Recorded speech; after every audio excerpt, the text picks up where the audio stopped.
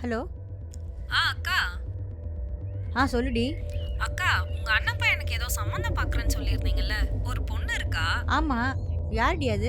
என் சொந்தம் தான்க்கா. ஆ பார்த்து பேசி முடிச்சிடலாமான்னு பாருங்கக்கா.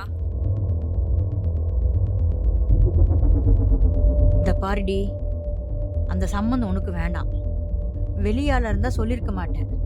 இது நீயா இருந்தால்தான் அதை நான் சொல்றேன். அது அம்மா அப்பா இல்லாத வீடுடி. உன் பொண்ணு அங்க போய் கஷ்டப்படணுமா?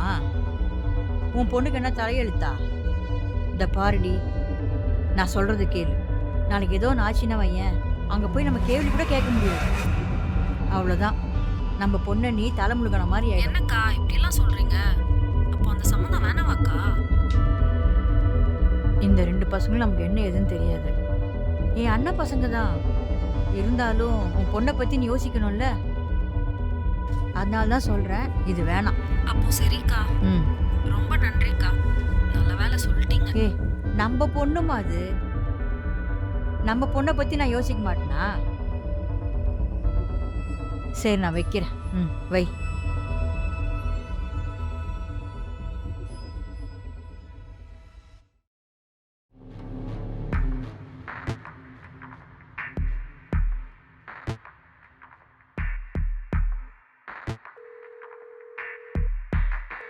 ஹலோ செல்வா. சொல்லுங்க அத்தை. எங்கப்பா, வீட்டில் இருக்க? ஆமாம் அத்தை, வீட்டில் தான் இருக்கேன். ஒன்றும் இல்லை செல்வா, ஒரு முக்கியமான விஷயம். என்ன விஷயம் சொல்லுங்க அத்தை. வரணும் ஏதாவது பார்த்துட்டு இருக்கியாப்பா தீபனுக்கு? நான் பார்த்துட்டு தான் இருக்கேன் அத்தை. உங்கள் சைடில் பார்க்க சொன்னேன், பார்த்தீங்களா? என்னத்த சொல்றது செல்வா, யாரை கேட்டாலும் அது அம்மா அப்பா இல்லாத வீடு, எதை நம்பி பொண்ணு கொடுக்குறதுன்னு கேட்குறாங்க.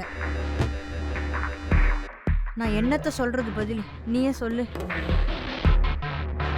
நீங்கள் சொல்கிறதும் கரெக்டு தான் அத்தை. என்ன பண்ணுறது, என் தலையெழுத்து இப்படி இருக்குது. எனக்கு புரியுது செல்வா, ஆனா கொஞ்சம் யோசிச்சு பாரேன். நமக்கு ஒரு பொண்ணு இருந்து இப்படி ஒரு வீட்டை நம்ம கல்யாணம் பண்ணி கொடுப்போமா? நீங்கள் சொல்லுங்க அத்தை, நாங்கள் நல்லா பார்த்துப்போம். அம்மா அப்பா இல்லாத குறைய நாங்கள் தீர்த்து வைப்போம். சரி செல்வா, நீ எதுக்கும் கவலைப்படாது. அதான் நான் இருக்கேன்ல, எல்லாத்தையும் நான் பார்த்துக்கிறேன்.